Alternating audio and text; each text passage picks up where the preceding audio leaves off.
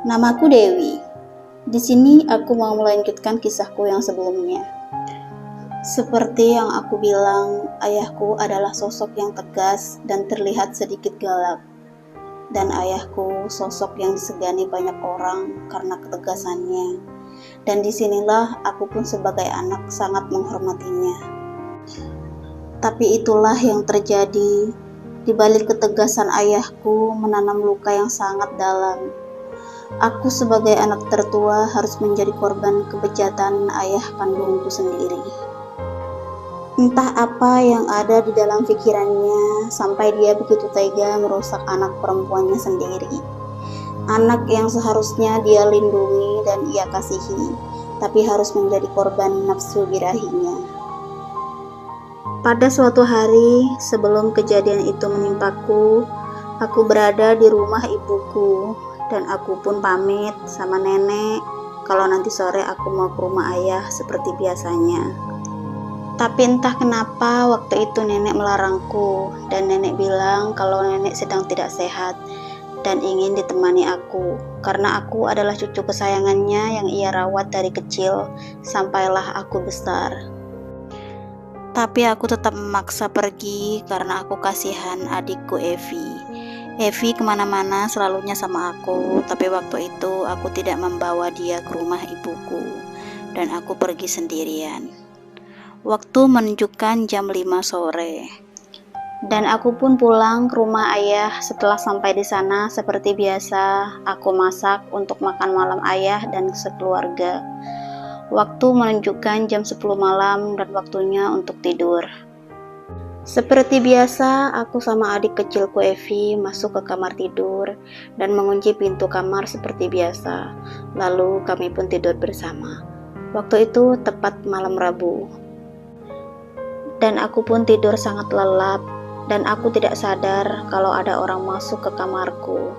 Setelah aku terbangun, aku dikagetkan dengan sosok seorang lelaki yang sudah ada di atas badanku. Dan orang itu adalah ayahku sendiri. Sungguh aku kaget dengan apa yang sedang terjadi. Ayah berbisik dan berkata, "Diam dan jangan berteriak.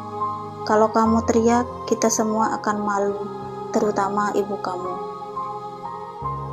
Dan aku pun diam sambil menangis.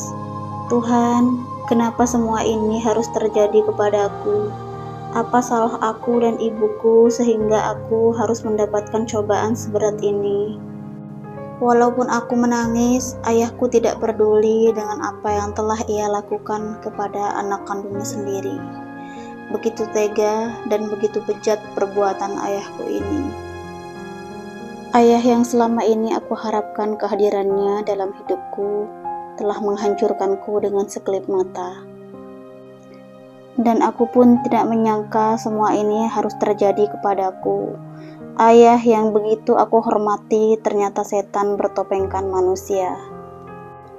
Dan tidak cukup di situ, ayah melecehkan aku. Setiap hari aku harus melayani nafsu bejat dia. Aku memilih diam karena aku tidak ingin keluargaku malu, terutama nenek dan ibuku. Dan semakin lama ayahku sudah mulai kasar kepadaku. Kalau aku tidak melayaninya, dia berontak, marah, dan bahkan memukuliku. Aku hanya pasrah dengan keadaan. Aku tidak bisa lari dan tidak tahu harus pergi kemana.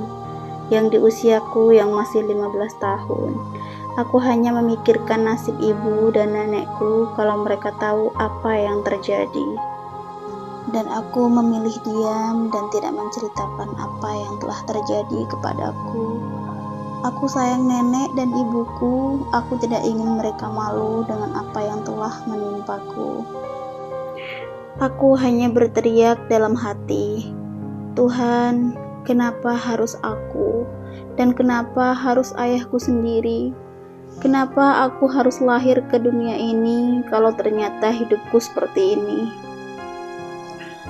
Dan aku memilih diam sampai ibu dan nenekku meninggal pun mereka tidak tahu apa yang terjadi kepadaku selama ini. Dan tidak cukup di sini, penderitaanku masih berlanjut sampai umurku 30 tahun.